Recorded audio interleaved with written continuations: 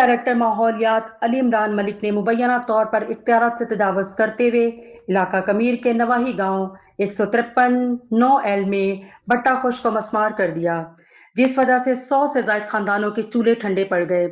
मजदूरों और अहले खाना का शदीद एहतजाज। रात की तारीखी में बगैर नोटिस कार्रवाई की गई, तैयार ईंटें भी तोड़ दी गईं। भट्टा मालिक का 1 करोड़ रुपए नुकसान का दावा।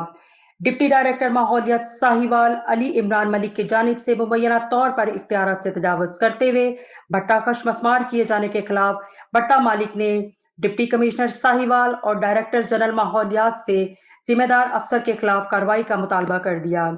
भट्टा मालकान का कहना है कि तमाम कानूनी तकाजे पूरे करने के बाद भट्टे को चलाया जा रहा था। डिप्टी डायरेक्टर माहौलियात अली इमरान मलिक ने अमले के हमरा इख्तियारात से तजावज़ करते हुए ज़ाती बुनियादों पर कार्रवाई करते हुए मुज़ाहमत का झूठा प्रोपोगंडा बनाकर हमारे खिलाफ झूठा मुकदमा दर्ज करके हमें करोड़ों रुपए का नुकसान पहुंचाया है। वज़ीर आला पंजाब मोहतरमा मरियम नवाज साहिबा से अपील करते हैं कि वाक़े में मुलव्वस अफराद को करार वाक़ सजा दिलवा कर कैफ़रे किरदार तक पहुंचाया जाए। कैमरामैन टीम के साथ नाहिद अंजुम, WNS न्यूज़ साहिवाल। जी बताइएगा आप सर। मेरा नाम मोहम्मद शनाउल्लाह जी। ये साजिद मेरा भतीजा है, इसने ये भट्ठा लगाया मजदूरी करके और बहुत सख्त मजदूरी कर करके रुपया करके मजदूरी करके ये भट्ठे का रोज़गार इसने अपना बनाया था। मगर मलिक अली इमरान साहब ने जेड़े साढ़े को हर साल दूसरे लोग ने जेड़े वो भी पता वसूल करते हैं, जोड़ा कि असीं अपनी गुंजाइश के मुताबिक देने और मगर असीं सबर किया कदे किसी बंदे नाल कोई अजाला और बात नहीं की है। मगर अली इमरान साहब ने आंदे ही सानू मतलब कि 3 लाख रुपए की डिमांड कर दी। असीं 3 लाख रुपया उसनूं दे नहीं सके और रात के 10 बजे आए ने। 10 बजे आने का उन्होंने कोई तुक नहीं बनता सी और 10 बजे तो पहले ना सानू किसी किस्म का कोई उन्होंने नोटिस दिता है, ना साडे खिलाफ कोई किसी किस्म की पहले कार्रवाई है। साडा भट्ठा पहले बंद भी पिया होया सी और बंद भट्ठे नूं आके गिराना शुरू करता।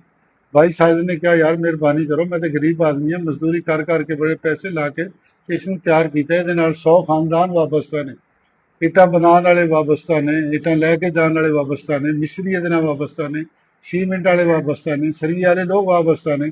100 घर इहदे रोजी खांदा है, तुसीं इस नाल जुल्म ना करो, मैं इहदी डिमांड पूरी नहीं कर सकदा। मगर उन्होंने साडी एक नहीं सुनी और इस भट्ठे नूं गिराना शुरू कर दिता और तुहानूं असीं दस्सांगे। इन्होंने मज़ाहमत का एक साडे नाल बहाना बनाया। असीं सारे पढ़े लिखे आदमी हैं, मतलब ना कदे अज दिन तक मज़ाहमत नहीं की। जे अगर पुलिस आई है मज़ाहमत होंदी, साढ़े किसी बंदे नूं गिरफ्तार कर दी, साढ़े कोई असला बरामद कर दी, कोई सोटा बरामद कर दी, कोई डंडा बरामद कर दी, मौके तो कोई 4 10 6 बंदे पकड़ के लैके जाती। सानू तो सारा दौड़ा दिता इतों, मगर वो डिमांड पूरी ना हो सकी।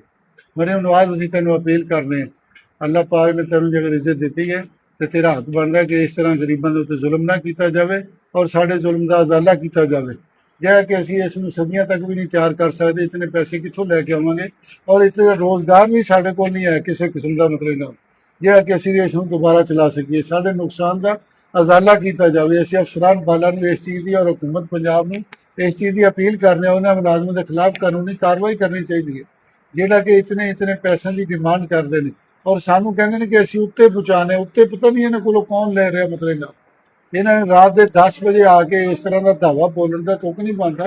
दिन 12 घंटे पहले कानून के सानू मतलब कोई नोटिस दिता जाता ताकि असीं उस नोटिस के उत्ते जाते मिलते को आपकी मतलब तैयारी करते।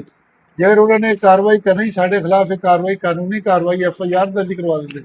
उन्होंने ये कम नहीं बनता कि साढ़े भट्ठे जोड़े इसमें इस तरह गिरा दिता जाए। उन्होंने सरासर जुल्म किया और ज्यादती की है। इतना बड़ा जुल्म नहीं होना चाहिए। असीं हर किस्म के बिजली के बिल दूसरिया चीज़ां सारिया चीज़ां असीं पे करने और कानून नूं समझने। जिहड़ा आदमी कानून नूं समझदा वो कदे कानून नूं हत्थ ही नहीं लैंदा। साडे एक आदमी नूं किसी आदमी ने गिरफ्तार नहीं किया, एक आदमी ने मज़ाहमत नहीं की, सिर्फ अपने आप नूं बचाने वास्ते और छुपाने वास्ते उन्हें झूठा पर्चा भी साढ़े खिलाफ दे दिता, मतलब ना जोड़ा कि सानू बड़ा उसने बेरोजगार करके साढ़े ते जुल्म किया, मतलब ना। और इस तरह का जुल्म होना नहीं चाहिए, मतलब ना ये बहुत बड़ा जुल्म है। अगर किसी आदमी ने रिक्वेस्ट की है तो उन्होंने सारी रिक्वेस्ट नहीं सुनी, बहुत मिन्नतां कीतियां ने असीं उन्हां दियां। यार असीं बड़ी मुश्किल इसनूं तैयार किया है। यार 100 घर साढ़े रोजी कमाने वाला और 100 घर रोजी खाने वाला है।